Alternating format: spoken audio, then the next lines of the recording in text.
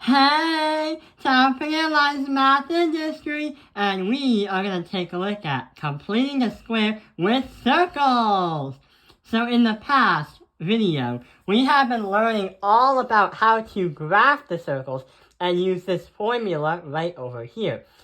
And the goal of the game was to not only find where the circle is plotted on the graph, but how big the circle was, and yeah, that's pretty much it. But sometimes your math teacher might need you to find the equation of the circle in a different way.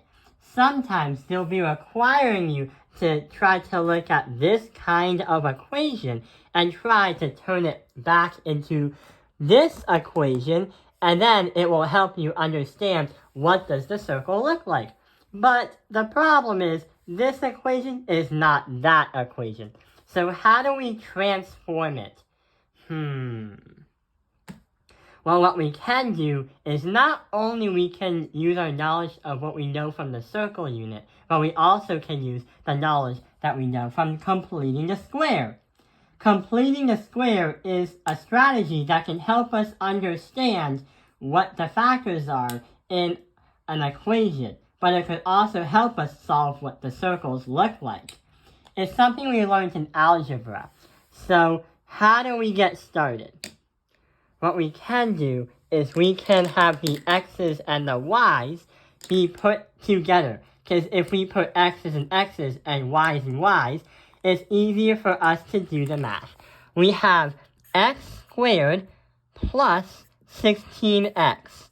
And better make sure that x is an x, not a y, because we are going to put the y's together too. The y squared and the negative 22y.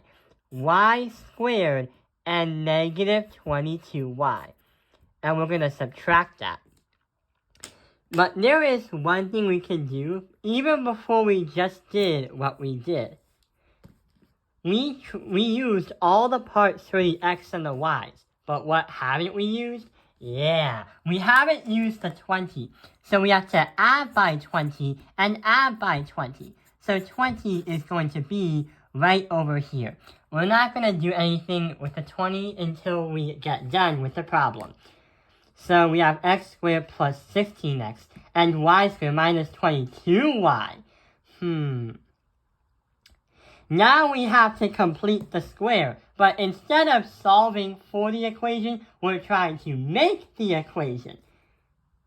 If you're still confused, we put an equal sign right over here. So here's what happens. Do you remember that the formula for completing the square is you have your b value part of the equation, and then you divide by 2, but you also have to square the equation. So when you have completing the square, you do your b value divided by 2 to the power of 2. So let's see what happens over here. We have 16 right over here. 16 divided by 2 to the power of 2. 16 divided by 2 is 8. 8 times 8 is 64. So we're going to put a 64 right here and a 64 right there. Now let's try to understand what the blue equation has to offer. So we have negative 22 divided by 2 by the power of 2. Negative 22 divided by 2 is negative 11 times 2, or negative 11 times itself, is going to be 121. And that is going to be as a positive number. And we put it on both sides. But hang on, why do we do it twice?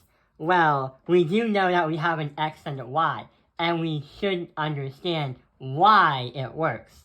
The numbers we got for 64 and 121 is going to be added with the 20, and that is going to help us get to what our n value is.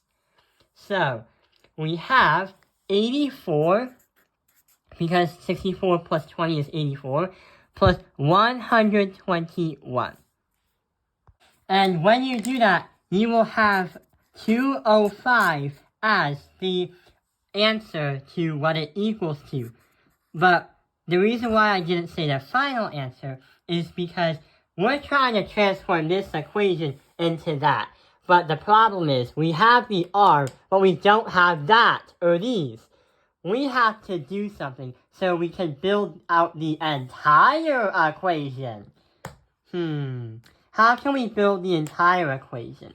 Well, notice how there's like an x minus h and a y minus k.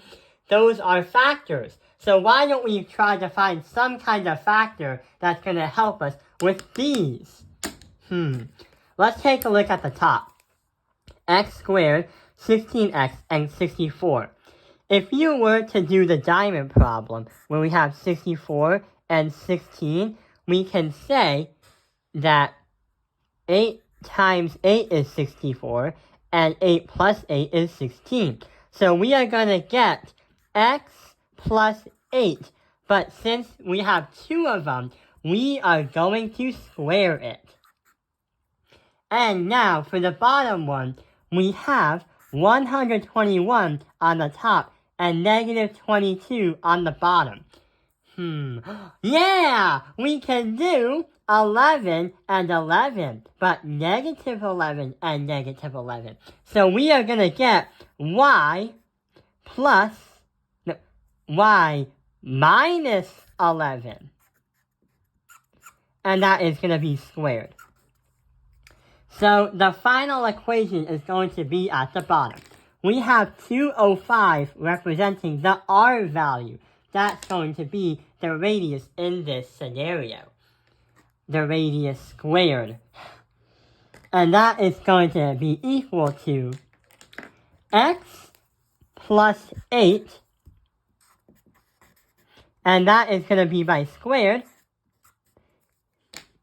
We add them by y minus 11 squared. And that is how we transform this gigantic problem right into this.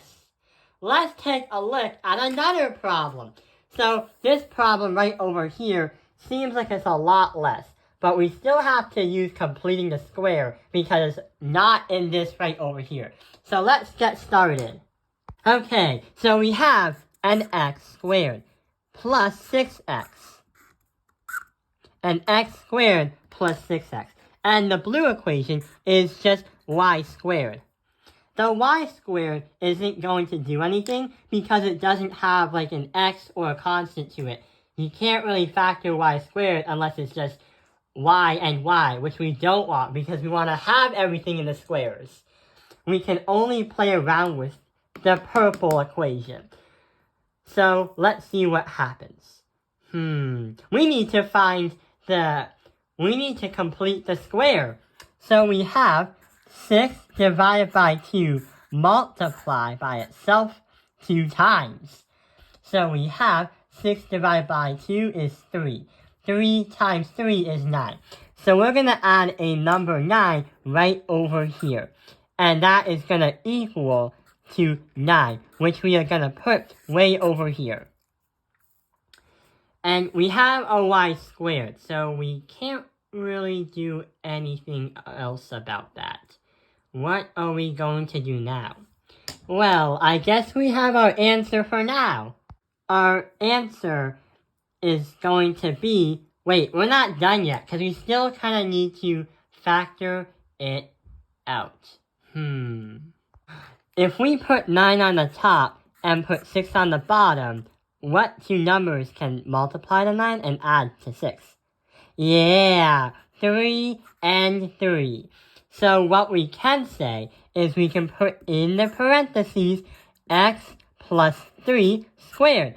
So our final equation is going to be x plus 3 squared.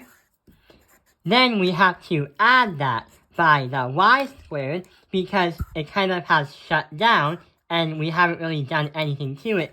And that is going to be equal to our radius. And that is going to be 9 right over here.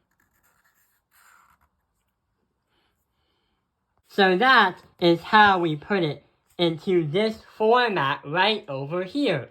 If your math teacher wants it in a different format, then the only thing that you would do is you would square root the 9, and your actual real radius is going to be 3.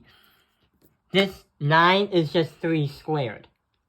That can be a little bit confusing, but clarify with your math teacher so both of you can be satisfied of what the math is all about. I hope this video has helped you understand completing the square with circles. Thank you for watching Taoping Airlines Math Industry. Like and subscribe.